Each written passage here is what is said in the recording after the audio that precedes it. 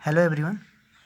Revision test paper कक्षा 11वीं का हिंदी का जो बचे हुए क्वेश्चन हैं उनके हल बता रहे हैं।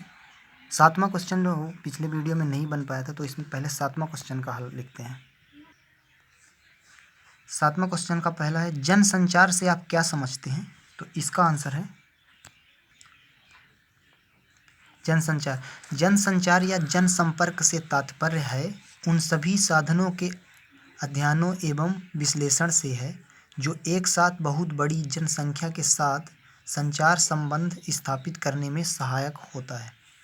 इसका अर्थ सम्मिलित रूप में समाचार पत्रिकाएं, रेडियो, दूरदर्शन अचलित लिया है, जो समाचार एवं विज्ञापन दोनों के प्रसारण के लिए प्रयुक्त होता है। ये जनसंचार का। दूसरा है, जनसंचार की विशेषताओं का उल्लेख कीजिए। जनसंचार की विशेषताएं निम्नलिखित हैं। पहला, जनसंचार माध्यमों के जरिए प्रकाशित या प्रसारित संदेशों की प्रकृति सार्वजनिक होती है। दूसरा है, जनसंचार के लिए औपचारिक संगठन होता है। तीसरा, इस माध्यम के लिए अनेक द्वारपाल होते हैं। द्वारपाल वह व्यक्ति या व्यक्तियों का समूह है जो जनसंचार माध्यमों से प्रकाशित या प्रसारित होने वाली सामग्री को नियंत्रित और निर्धारित करता है। अगला क्वेश्चन देखते हैं। 10वां का नंबर है, घर की याद कविता में कवि ने पिताजी के व्यक्तित्व की किन विशेषताओं का उल्लेख किया है? लिखिए। तो इसका आंसर है, घर की याद कविता में कवि ने पिताजी के व्यक्तित्व की निम्न विशेषताओं पर उल्लेख है। पिता इस उम्र में भी अत्यंत फुर्तीले, जोशीले एवं नौजवान हैं। वह अब प्रतिदिन व्यायाम करते हैं। वह एक बार में 260 तक दंड बैठक लगा लेते हैं। भारी भारी मुकद्दरों को बच्चों के खिलौने की तरह नचाते हैं। वह किसी भी जवान लड़के की तरह तेज दौड़ लगा लेते हैं। खा नंबर है, मीरा को भक्ति मार्ग में किन किन बाधाओं का सामना करना पड़ा? तो इसका आंसर है, तो खा नंबर है, मीराबाई को भक्ति मार्ग में अनेक बाधाओं का सामना करना पड़ा। मीरा को अंतहीन कष्ट एवं यातनाएं सहनी पड़ी। उस काल में रूढ़ियों में बंधे समाज में राज परिवार की किसी स्त्री का किसी दूसरे पुरुष के प्रति उन्मुक्त प्रेम भाव उस काल में किसी कलंक की तरह ही माना जाता रहा होगा। उसका दंड भी अत्यधिक कठोरतम रहा था। मीराबाई को अपने घर परिवार, रिश्ते नातेदारों के साथ साथ समाज के लोगों के द्वारा तिरस्कार तथा भले बुरे बातें कहते थे, अतः मीरा को बहुत अधिक कष्ट झेलना पड़ा। 11वां प्रश्न है, निम्नलिखित गद्यांश को ध्यानपूर्वक पढ़कर पूछे गए प्रश्नों के उत्तर दीजिए। मियाँ नसीरुद्दीन ने आंखों के कंचे हम पर फेंक दिए। फिर ये पैसेज लिखा हुआ है, तो इसका आंसर सीधे लिख रहे हैं। पहला का नंबर में लिखा है, नसीरुद्दीन के खानदान का पेशा क्या था? उसने अपनी जीविका के लिए कौन सा धंधा अपनाया? तो इसका आंसर है, नसीरुद्दीन ने खानदान का पेशा रोटियां बनाना था। वे 56 प्रकार की रोटियां बनाने में मशहूर थे। उन्होंने अपनी आजीविका के लिए रोटियां बनाना अपना धंधा अपनाया। ये का आंसर है। ख नंबर देखते हैं। ख नंबर है, नसीरुद्दीन ने नानबाई का धंधा किससे सीखा? आंसर है, नसीरुद्दीन ने नानबाई का धंधा अपने वालिद उस्ताद से सीखा। उस्ताद वालिद उसके पिता हैं। ग नंबर है, उक्त गद्यांश के आधार पर कुछ खानदानी धंधों के नाम गिनाइए। तो इसका आंसर लिखा है, मियाँ नसीरुद्दीन का खानदानी धंधा रोटियां बनाना था। इसका तो हो गया खानदानी धंधा। इसके लिए एक और लिखा है यहाँ पे, जैसे नाई का खानदानी धंधा बाल काटना है। प्रश्न 12 है, निम्नलिखित में से किन्हीं 3 प्रश्नों के उत्तर लिखिए। तो पहला है, नमक का दरोगा कहानी में पंडित अलोपी दीन के व्यक्तित्व हैं कौन से 2 पहलू यानी पक्ष उभरते हैं? इसको लिखिए। तो इसका आंसर है, नमक का दरोगा कहानी का दूसरा मुख्य पात्र, यहाँ पे पत्र लिखा है, ये लड़का बहुत अशुद्ध लिखता है, पंडित अलोपी दीन है। उनके व्यक्तित्व के 2 पहलू उभर कर आते हैं। पहला, लक्ष्मी की अखंड शक्ति पर विश्वास। इस गुण के द्वारा नदी के किनारे सत्यनिष्ठ वंशीधर को खरीदना चाहते हैं, परंतु असफल होने पर कचहरी में लक्ष्मी की शक्ति से मुकदमा अपने पक्ष में कर लेते हैं। उनका विश्वास था कि धन से समस्त कार्य किए जा सकते हैं। दूसरा है योग्य पत्र की परख तथा निर्णय।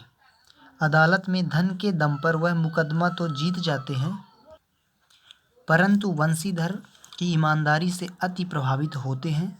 अपने इस पछतावे को वह अपनी जायदाद व व्यापार का स्थायी मैनेजर वंशीधर को बनाकर पूरा कर लेता है। ये इसका आंसर हुआ। अगला क्वेश्चन देखते हैं। ख नंबर है गलता लोहा। पाठ के आधार पर पहाड़ी गांवों की समस्याओं पर विचार विश्लेषण कीजिए। तो इसका आंसर है पहाड़ी गांव में केवल एक ही प्राइमरी स्कूल था जिसमें मोहन पढ़ता था। मोहन पढ़ लिख कर कुछ करना चाहता था, लेकिन आगे की पढ़ाई के लिए जो स्कूल था वह गांव से 4 मील दूर था। 2 मील की चढ़ाई के अलावा बरसात के मौसम में रास्ते में पड़ने वाली नदी की समस्या अलग थी। तो ये हो गया खा का आंसर। और ग नंबर देखते हैं। मियां नसीरुद्दीन के व्यक्तित्व और चरित्र की विशेषताओं को स्पष्ट कीजिए। तो इसका आंसर है मियां नसीरुद्दीन अपने अधीनस्थ कर्मचारियों के प्रति सम्मान का व्यवहार करते थे, काम भी खूब लेते थे, तो मजदूरी भी अच्छी देते थे। 2 रुपये मन आटे की मजदूरी और 4 रुपये मन मैदे की मजदूरी उनके पक्के शगिर्द हो जाते थे। ना ये कामा कहीं लगाया है, ना कहीं पे अल्प विराम। अगला क्वेश्चन देखते हैं। घ नंबर है गलता लोहा। पाठ के आधार पर मोहन के चरित्र पर प्रकाश डालिए। तो इसका आंसर, वैसे 3 क्वेश्चन ही करना था, तो चाहे तो आप देख सकते हैं। गलता लोहा कहानी का नायक मोहन ब्राह्मण जाति का पात्र है, उसके चरित्र की ये लिखा हुआ विशेषताएं। अभिजात भाईचारे के स्थान पर मेहनत कर जाति के भाईचारे को महत्व देता है। तो चाहे तो आप 3 क्वेश्चन कर सकते हैं, और इसने थोड़ी लिखने की कोशिश करी है। अगला क्वेश्चन देखते हैं क्या है। 13वां क्वेश्चन का है शास्त्रीय तथा चित्रपट संगीत में क्या अंतर है। तो इसका आंसर है लेखक के अनुसार शास्त्रीय संगीत और चित्रपट संगीत के मध्य किसी भी प्रकार की तुलना करना बेमानी है।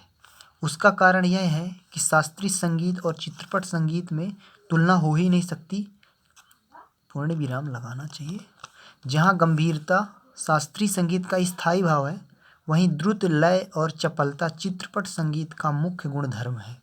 चित्रपट संगीत का ताल प्राथमिक अवस्था का ताल होता है। यह नवनिर्मित की बहुत गुंजाइश है। तो ये इसका आंसर हो गया। अगला क्वेश्चन है नादमय उच्चारण का क्या अर्थ है। यह लता के गायन में किस प्रकार प्रकट हुआ है। तो इसका आंसर देखते हैं।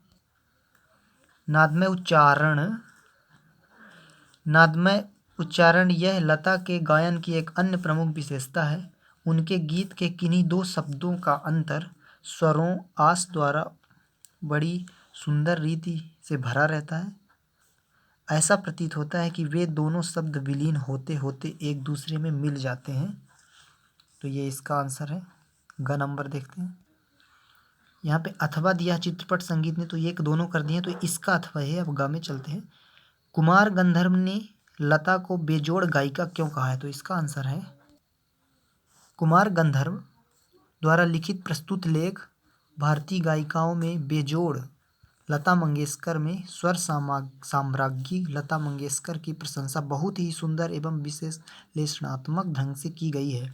कुमार गंधर्व के अनुसार भारत भूमि पर अब तक सैकड़ों प्रतिभाशाली एवं सुरीले कंठ वाली गायिकाएं पैदा हुई हैं, जिन्होंने अपने गायन से जन जन को आनंदित एवं प्रभावित किया है, किंतु इन सब से लता मंगेशकर का स्थान निर्विवादित रूप से सर्वोच्च है। लता जी का गायन व्यक्ति के तन से होता हुआ मन तक पहुंचता है और अंतस को एक पारलौकिक अनुभूति प्रदान करता है। ये इसका आंसर हुआ। और आखिरी देखते हैं अब घ नंबर। लता मंगेशकर के गायन ने भारतीय लोगों की अभिरुचि को किस प्रकार प्रभावित किया। तो इसका आंसर है लेखक के अनुसार लता जी के कारण चित्रपट संगीत और मनोरंजन की दुनिया को विलक्षण लोकप्रियता प्राप्त हुई है। साथ ही लोगों का शास्त्रीय संगीत की ओर देखने का दृष्टिकोण भी एकदम बदला है। ये लता जी के कंठ का ही जादू है जो साधारण प्रकार के लोगों को भी संगीत के सुर, ताल और लय की सूक्ष्मता समझ में आने लगी है। वास्तव में संगीत की लोकप्रियता उसके प्रसार और अभिरुचि के विकास का श्रेय लता जी को ही देना पड़ेगा। इस प्रकार लता मंगेशकर के गायन ने भारतीय लोगों की अभिरुचि बढ़ी। तो ये कंप्लीट आंसर हुआ कक्षा 11 की हिंदी का।